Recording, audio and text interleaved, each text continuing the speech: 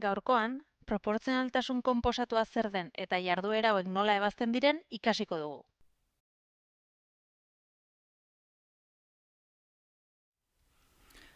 Proportzionaltasuna zer den ulertzeko hainbat kontzeptu ulertzea ezinbestekoa da.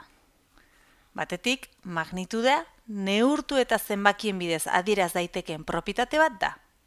Adibidez, bonbilla kopurua, sagarren pisua edo goxokien prezioa. Hauek neurtu egin daitezkeelako eta zenbakien bidez adieraz daitezkeelako.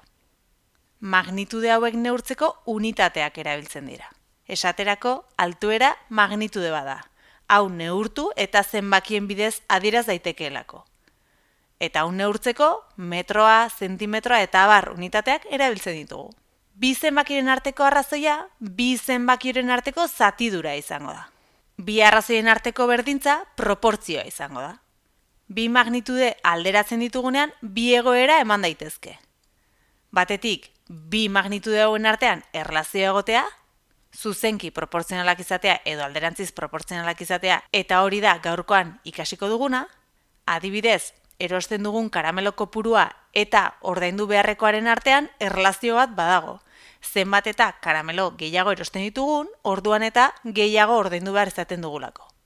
Baina bestetik, posible da, bi magnitude alderatzean hauen artean erlaziorik ez egotea. Adibidez, adina eta alturaren artean erlaziorik ez dagoen moduan.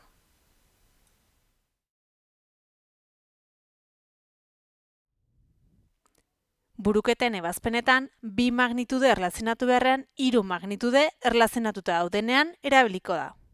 Adibidea, lantegi batean, 7 makinak 3 ordu behar dituzte metalezko 4.200 pieza egiteko. Buruketa honetan, erlazionatuta dauden 3 magnitudeak honakoek dira. Makina kopurua, denbora ordutan, eta pieza kopurua. Ariketa hauek ebazteko 3ko erregela konposatua erabiltzen da.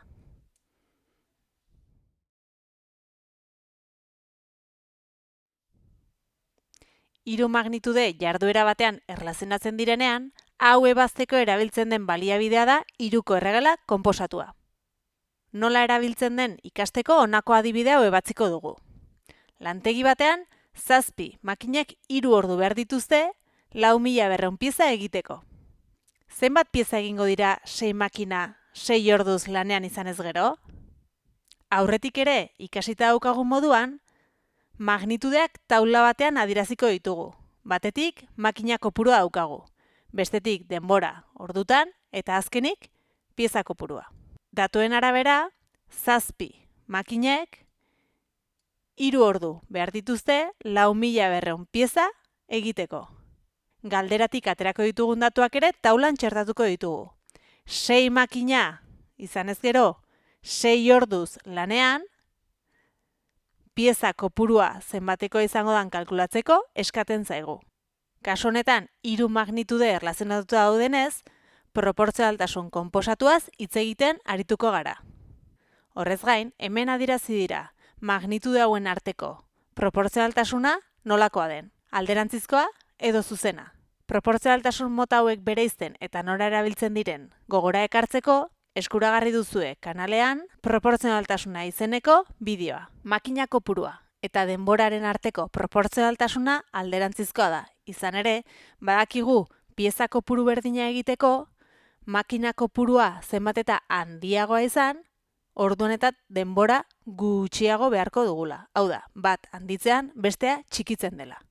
Bestalde, makina kopurua eta pieza kopuruaren arteko proportzioa zuzena da. Izan ere, ordu kopurua mantenduko bagenu, zenbat eta makina gehiago lanean izan, orduan eta pieza gehiago sortuko genituzke. Hau da, makina kopurua igotzen den neurrian, pieza kopurua ere igoko litzateke.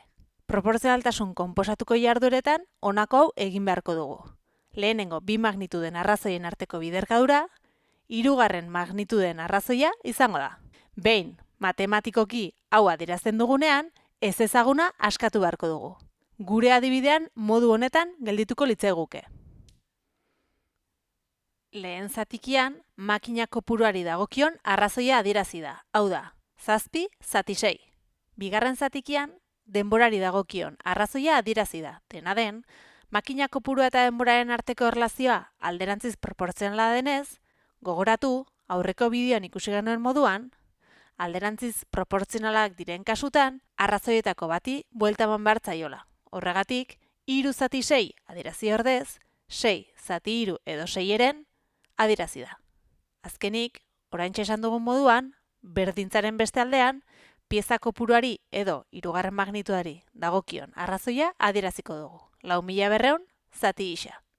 Behin, hau adierazi dugula, ez ezaguna askatu beharko genuke. Horretarako, zatikien arteko biderketa eginda lehenik. Ondoren, zatitzen daren balioak berdintzaren beste aldera bidertzen pasa dira. Azkenik, isa bakarrik usteko 42 bidertzen dagoenez, beste aldera zatitzen pasa dugu. Emaitza, 1800 bada, esan genezake, 6 makina 6 orduz lanean izanez gero, 1800 pieza egingo direla. Orain, ekin lanari. Hurrengora arte.